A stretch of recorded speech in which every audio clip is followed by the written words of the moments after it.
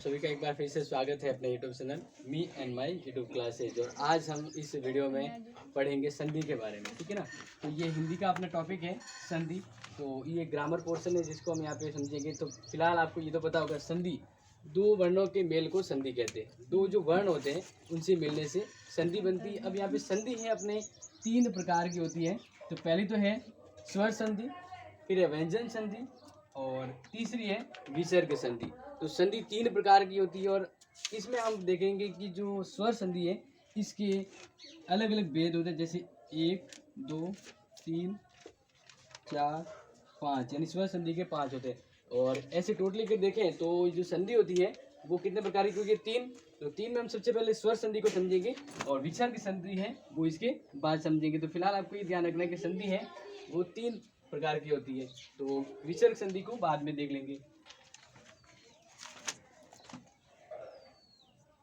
तो फिलहाल यहाँ पे देखिए स्वर संधि के बारे में।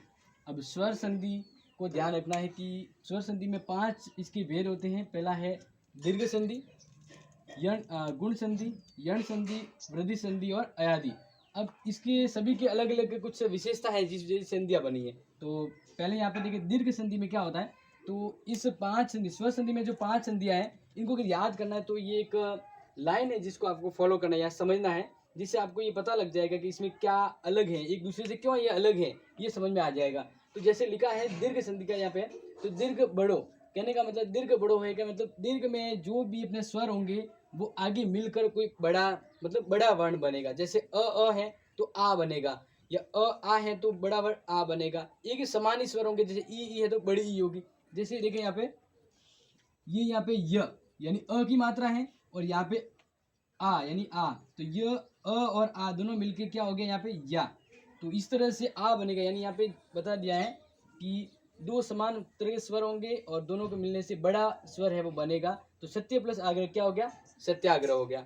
इसी तरह गुण संधि में देखो यहाँ पे ध्यान रखना है एक मात्रा वाले वर्ड होंगे। यहाँ पे लिखा है गुण मात्रे। गुण मात्रे का मतलब गुण संधि में आप पहचानते हो ना कि भाई संधि है, हम कैसे पहचाने कि इसमें कौन सी संधि है। तो ये पहचानने के लिए आपको ध्यान रखना है गुण में एक मात्रा होती है। ज्यादातर यही 99% तो ये होता है एक मात्रा। जहाँ पे संधि बन के जो वर्ड नया बनता है अपने पास आता है उसमें एक मात्रा होती है। जैसे यहाँ पे देखें ये गुण संधि है, तो गुण संधि में यहाँ पे देखें देखो एक मात्रा आ रही है, इस पर क्या आ रही है? एक मात्रा आ रही है। तो यही इसकी पहचान है। हिंदी में ऐसी पहचान है कि एक मात्रा होती है। जैसे देखें देव प्लस इंद्र, देव प्लस इंद्र, यहाँ पे अ है और इधर क्या है? ई। अ और ई मिलकर क्या बन रहा है? ए, और इसको हम कहते हैं एक मात्रा। ए का मतलब यहाँ पे एक मात्रा है। तो इस तरह से यहाँ पे हो गया देव प्लस इंद्र। तो यहाँ पे अ है और ई, इन दोनों से क्या बन गया? ए बन गया। तो ये हो गया देवेंद्र। समझ में आ गया? देवेंद्र। अब इसी तरह से इसके और जो है अलग से आपको ध्यान रखना, अलग अलग होंगे इसमें, लेकिन गुण संधि में सिंपल से ध्यान रखना है। अब ऐसे आगे एग्जाम में आता है कि ये जो 4 ऑप्शन है इसमें गुण संधि कौन सी है। तो गुण संधि का अब एक आइडिया आ जाएगा। कैसे आएगा कि जिस शब्द में एक मात्रा लगी हो, ठीक है ना, तो वो गुण संधि होगी। क्या होगी? गुण संधि। मतलब फिलहाल अपना जो बिल्कुल नहीं समझ में आ रहा, तो इस तरह से ये फर्स्ट ऑफ सीधा समझ में आ जाएगा कि गुण संधि किसे कहते हैं। फिर देखें यण संधि। अब यण संधि को बताने से पहले एक बार देख लीजिए वृद्धि संधि के बारे में। तो गुण संधि में अभी मैंने बताया था कि गुण संधि में क्या होती है? एक मात्रा होती है, वर्ड पर एक मात्रा होती है। और इसी तरह से वृद्धि संधि में क्या होगी? 2 मात्राएं होगी। क्या होगी? 2 मात्राएं होगी। देखो जैसे यहाँ पे वृद्धि। अब वृद्धि में यहाँ पे मैंने आपको लिखा है कि अ आ, और सामने अगर आ जाए ए, बड़ा ए या ओ, तो इस तरह से बढ़ाता है। ये ध्यान रखना।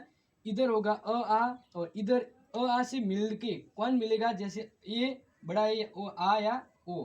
तो इस तरह से ये बड़ा ओ है। तो जब ये मिलेंगे तब चेंज हो जाएगा। जैसे यहाँ पे लिखा है, ये वाला एग्जांपल देख लो, सदा प्लस एव। तो यहाँ पे ये मात्रा सदा यानी आ है। कौन सा स्वर है? आ है। और यहाँ पे ये क्या आ गया? ए। तो इस तरह से हमारा ये जो साउंड बनेगा यहाँ पे वो होगा सदैव। क्या होगा? सदैव। यानी ये वाला अपना बड़ा ए है, यहाँ पे लिखना है। तो इस तरह से ये आगे अपनी 2 मात्रा वाला शब्द। तो ये हो गया सदैव। क्या हो गया? सदैव। एक और देखें यहाँ पे जल। तो जल में ज यानी अ सा अपना वोवेल से है, स्वर है, और यहाँ पे ओ। तो इस तरह से अ और ओ मिलकर यहाँ पे डबल मात्रा होगी। क्या होगी? डबल मात्रा होगी। और डबल मात्रा में यहाँ पे लग रहा है, तो ये जल प्लस ओद का मिलके क्या होगा, जलोद। क्या वर्ड बनेगा, जलोद बन जाएगा। फिर नेक्स्ट है जो हमने अभी लैप्स किया था, वो है यण संधि। यण में आप ध्यान रखना कि भिन्न स्वर होंगे, स्वर है वो भिन्न होंगे। अब यहाँ पे स्वर भिन्न होने के बाद एक नया व्यंजन बनेगा। क्या बनेगा, नया व्यंजन बनेगा। कौन से नए व्यंजन बनेंगे, तो ध्यान रखना यण संधि में ही नए वर्ण है वो बनते हैं। वो बनेगा य, र और व। अब ये कैसे बनेंगे, तो देख लो एक बार यहाँ पे। जैसे यहाँ पे मैं आपको बता रहा हूँ, यहाँ पे दिया हुआ है अति प्लस अधिक। क्या दिया हुआ है, अति प्लस अधिक। तो अति, ती में कौन सा स्वर है, ती में कौन सा स्वर है, ती में ई है। कौन सा स्वर है, ई। और अधिक में कौन सा है, अ। तो ई और अ, ई और अ दोनों मिलकर क्या हो गया, दोनों मिलकर य हो जाएगा। क्या हो जाएगा, य। तो देखो यहाँ पे जो आपको दिख रहा है ना, ये य आ गया। ये यहाँ पे नहीं था और कैसे आया, तो आने का रीजन क्या है, तो देखिए यहाँ पे ई है और अ है, ई और अ दोनों मिलकर क्या बनता है, य बनता है। तो इस तरह से अत्यधिक हो गया। अब आपको एक यहाँ पे ध्यान रखना है कि यण संधि को पहचानना है ना, तो यण संधि में ध्यान रखना ये वर्ड है ना पूरे आएंगे और आगे वाला वर्ण टूटा हुआ होगा। यानी आधे वर्ड होते हैं ना वो टूटे हुए, तो दूसरा एक पूरा वर्ण होगा। तो इस तरह से आपको ये पहचाना है कि यहाँ पे यण संधि होगी। समझ में आ रहा है, यण संधि। यण संधि में क्या है कि ये 3 वर्ण होंगे। यहाँ पे शो नहीं हो रहा है, देखो इसमें, इस वर्ड में शो हो रहा है क्या, नहीं हो रहा है कि यहाँ पे ये आएगा। लेकिन ई और अ ये दोनों यहाँ पे मिलेंगे तो ई अ से य बनेगा। ई अ से क्या बनेगा, य। और ई अ से य बन गया, यानी देखो अति प्लस अधिक। तो यहाँ पे त तो रह गया आधा और ये हो गया पूरा। फिर है सदैव हो गया। अब अयादि, अयादि भी यण की तरह है। यहाँ पे क्या बनेगा कि यहाँ पे अ नहीं होगा। आगे स्टार्टिंग में क्या होगा, यहाँ पे अ होता था, स्टार्टिंग में क्या होता था, अपने देखे तो अ होता था। लेकिन यहाँ पे ए, बड़ा ए होगा और इधर ओ, इनमें। अब यहाँ पे देखिए ए और बड़े ए के आगे अगर जो मिलेगा कोई दूसरा स्वर मिलेगा अ, ठीक है ना, इसके आगे अ आ ई कोई मिलता है, तो इस तरह से ए के आगे कोई भी अ आ ई मिलेगा तो इसका अय हो जाएगा और इसके आगे मिलेगा तो आय हो जाएगा। ओ और बड़ा औ है, ठीक है ना, इसके आगे अगर कोई भी दूसरा स्वर इसके अलावा दूसरा मिलता है तो आव बनेगा और अव बनेगा। ओ का ओ मात्रा है तो आव बनेगा और अव बनेगा। तो यहाँ पे एग्जाम्पल ये देखिए, इसको तो समझ में आ जाएगा। यहाँ पे देखें ये वाली मात्रा ली गई है, ये वाला देखें बड़ा ए है यानी ने प्लस अ। देखो ये अ एक स्वर आ गया तो ए के साथ अ मिल गया। मैंने क्या कहा है कि इनके साथ कोई दूसरा मिलेगा तो क्या बनेगा, यहाँ पे ध्यान रखना अ बनेगा। क्या बन रहा है, अ। देखो ए है, बड़ा ए है, ये इसके साथ अ मिल गया तो अ बना, यानी इसका नाम हो जाएगा नयन। क्या हो जाएगा, नयन। और ये एग्जाम में आता रहता है, अयादि संधि का ये एग्जाम में आता रहता है। तो ध्यान रखना कैसे हुआ, वापिस बता देता हूँ। यहाँ पे लिखा है कि आगे होना चाहिए बड़ा ए और पीछे आना चाहिए कोई दूसरा स्वर। क्योंकि अब जब तक हम देख रहे हैं ना आगे ए से कहीं से स्टार्ट नहीं हो रही है संधि। अगर संधि में आगे ए आ रहा है तो पीछे अ आए तो इसमें क्या बनेगा, अय बनता है। क्या बनता है, अय बनता है। और अय से क्या होगा, नयन हो जाएगा। क्या हो जाएगा, नयन। और ये एग्जाम में बहुत बार है। अब यहाँ पे देखो ये हवन वाला, देखो हवन वाला भी आता रहता है। अब यहाँ पे क्या है, ओ है आगे और इधर है अ। ये अ स्वर है, देखो दोनों स्वर है, लेकिन यहाँ पे पीछे है ना ओ आया है, आगे ओ आया पीछे अ आया, तो इससे क्या बन गया, आव। क्या बन गया, आव। तो यहाँ पे देखो ओ यानी हो और अ अन, तो इसका यहाँ पे मिलके क्या हो गया, आव। यहाँ पे हो गया अवन। अब यहाँ पे अगर इसकी जगह आ आता तो यहाँ पे आवन हो जाता। क्या हो जाता, आवन। और यहाँ पे अगर इसकी जगह अगर आ जाता ई इन तो यहाँ पे हो जाता अविन। क्या हो जाता, अविन। तो इस तरह से अलग अलग वो है वर्ड बनेंगे। तो ये तो थी स्वर संधि के बारे में, जो समझ में आ गया होगा। अब देखिए व्यंजन के बारे में। तो व्यंजन में आपको ध्यान रखना है कि स्वर में तो क्या होता है, सिर्फ स्वर ही मिलते हैं। स्वर में स्वर मिलके स्वर संधि बनती है। लेकिन व्यंजन में क्या होता है, व्यंजन में स्वर भी मिल सकता है और स्वर व्यंजन, कहने का मतलब सिर्फ व्यंजन से व्यंजन संधि नहीं बनेगी, इसमें स्वर मिलता है। तो ये ध्यान रखना है। जबकि स्वर संधि में क्या होता है, सिर्फ स्वर। यहाँ पे जब भी देखे आप सब में स्वर है, आगे स्वर और पीछे भी स्वर है, तो स्वर संधि होती है। और व्यंजन में क्या होता है, स्वर और व्यंजन दोनों होती है। तो अब यहाँ पे देखना ये वाली लाइन कि प्रथम वर्ग। अब प्रथम वर्ग का मतलब जैसे अपने जो वर्णमाला है, तो वर्णमाला में देखें क ख ग घ, तो इस तरह से छ त त प, इनका कौन सा वर्ण होना चाहिए, यहाँ पे कह रहे हैं इनका तीसरा चौथा पांचवा वर्ण अगर है, ठीक है ना, इस लाइन का जैसे ये तो स्टार्टिंग में है ही, प्रथम वर्ग। अब इसमें क का तीसरा चौथा पांचवा, च का तीसरा चौथा पांचवा ऐसा कोई वर्ड है और स्वर संधि या यर है, तो क्या बनेगा देखो। क के आगे क का तीसरा वर्ड क्या होता है, क की लाइन में क ख ग, तीसरा यानी ग होता है, ठीक है। तो क के आगे अगर ग है तो क है वो हलंत में आ जाएगा और ग बन जाएगा। क का क्या बनेगा, ग। तो दिक दर्शन यहाँ पे देखिए, समझ में आ रहा है ना। अब यहाँ पे ये कह रहा है कि ट की लाइन में तीसरा वर्ड क्या आता है, त की लाइन में तीसरा वर्ड क्या आता है, ड आता है। क्या आता है, ट ठ ड। तो जो ड आता है ना, इस तरह से क्या होगा, यहाँ पे ट के आगे तीसरा वर्ड ड आ गया तो यहाँ पे ड बन जाएगा, यानी ये ट है ना वो हलंत में रह जाएगा। तो ये ध्यान रखना, ट हलंत में है जब भी, जैसे ये संधि आ गई। अब यहाँ पे ये क है तो इस क का क्या बनेगा, कैसे पता लगेगा क का क्या बनेगा, तो ये विसर्ग संधि है तो ध्यान रखना क जब भी हलंत में आता है तो ध्यान रखना उसका तीसरा अक्षर क्या होता है, क की लाइन में क ख ग। तो तीसरा अक्षर क का यहाँ पे बनाएंगे तब वो ग बन जाएगा। क्या बन जाएगा, ग। अब इसी तरह यहाँ पे बता रहा हूँ, जैसे छ वाली लाइन यहाँ पे दी नहीं है। अब यहाँ पे ट देखे तो ट को वापस बता रहा हूँ कि ट अगर आधा आया है तो यहाँ पे क्या बनेगा, तो ट की लाइन में तीसरा अक्षर क्या होता है, ट ठ ड। तो यहाँ पे हो जाएगा इसका ट का ड, तो षड दर्शन हो गया। अब यहाँ पे देखो, अगर अपनी संधि बनानी है और संधि में यहाँ पे त आ गया हलंत में, त क्या है हलंत में है। अब त की लाइन का तीसरा अक्षर क्या होता है, त थ द।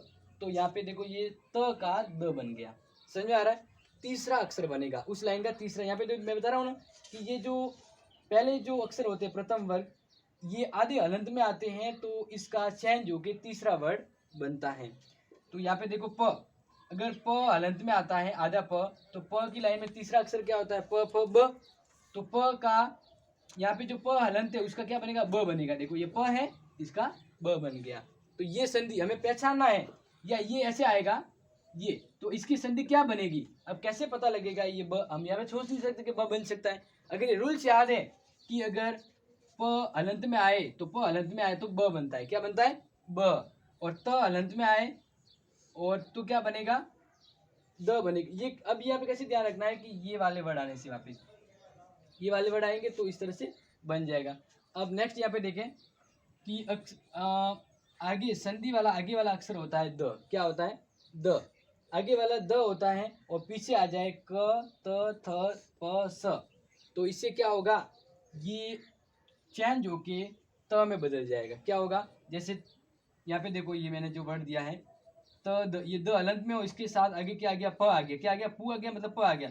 तो ये इसका त आधा बन जाएगा इसके साथ। ये देखो क्या बन गया, तत्पुरुष। क्या बन गया, तत्पुरुष। तो यहाँ पे यही बता रहा हूँ कि इस साइड है ना, यहाँ पे अगर ये द है और इधर सामने वाला सामने इधर इधर अगर इनमें से कोई भी है, क त स प और स, इनमें से अगर कोई भी है और आगे द है तो ये बनेगा तत् तत् तत् पत और तत्, ये सत।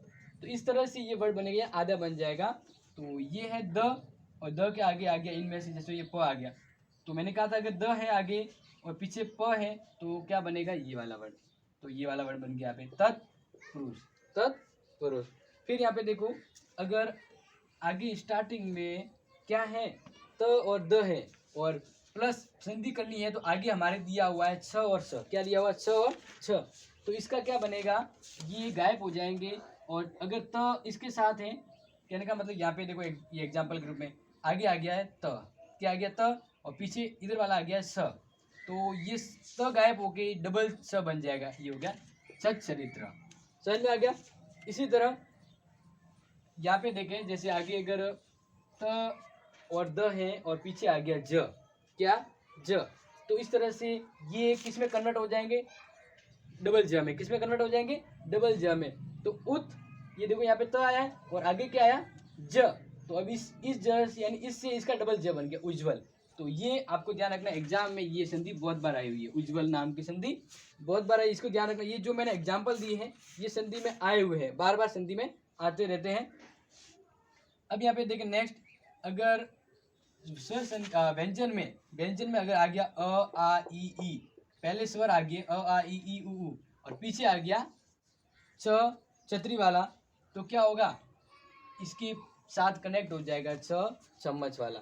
ये एक अलग है, ध्यान रखना। अगर आगे ये स्वर है अ आ ई उ उ, और पी से संधि करनी है और पी से आ जाए छ छतरी वाला, तो ये बन जाएगा छ, ठीक है ना। जैसे यहाँ पे देखें अनु, अब यहाँ पे देखो ये नु यानी ऊ की मात्रा है, इधर ऊ की मात्रा हो, इधर क्या है ये स, देखो एक तो ये मात्रा आ गई ये और इधर ये छ है। मैंने क्या कहा था, अगर ये इनमें से कोई भी एक आ रहा है, ये आ गया, इनमें से कोई भी एक आ गया ये, फिर यहाँ पे ये छ आ गया, तो इसके क्या मिलेगा, इसका चेंज हो जाएगा, यहाँ पे ये बनेगा। मतलब ये इस वजह से ये तो ये रहेगा है, बस ये ऊ की मात्रा होने की वजह से आया, तो ये आधा स और बनेगा, यानी अनुच्छेद। तो ये ध्यान रखना, अनुच्छेद संधि इसका अगर विसर्ग करें तो कैसे करेंगे, अनु प्लस छेद, क्योंकि ये छ है वह इनके मिलने से बना है, व्यंजन बना है इनके मिलने से। फिर यहाँ पे देखें, अगर संधि बनानी है और आगे है म, क्या है म, और पीछे क वर्ग यानी क ख ग एक पूरा, तो म के आगे अगर क है तो फिर म, क के आगे म है तो क का क्या हो जाएगा, ड बन जाएगा, क्या बन जाएगा, ड। इसी तरह से उसका एग्जाम्पल मैंने दिया है। अब यहाँ पे देखें, जैसे स म का ये ग आ गया, क्या आ गया, ग, तो यहाँ पे ये इसकी बिंदी हो जाएगी सम, यानी इसका बिंदु लग गया। ये इसका एग्जाम्पल दूसरा मैंने बता दिया। यहाँ पे ये वाला देखें, ये एग्जाम्पल में एग्जाम में आता रहता है, अगर स षटकोण वाला है और इसके पीछे क्या है न, तो स के अगर पीछे न है तो क्या बन जाएगा, अण बन जाएगा। जैसे देखें कृष्ण, अब ये कृष्ण का ये वाला स है षटकोण वाला, और पीछे क्या आ गया न, तो ये हो गया कृष्ण, क्या हो गया, कृष्ण। तो ये समझ में आ गया होगा। आगे देखते हैं विसर्ग संधि के बारे में, ठीक है ना। तो विसर्ग संधि को देख लीजिए एक बार।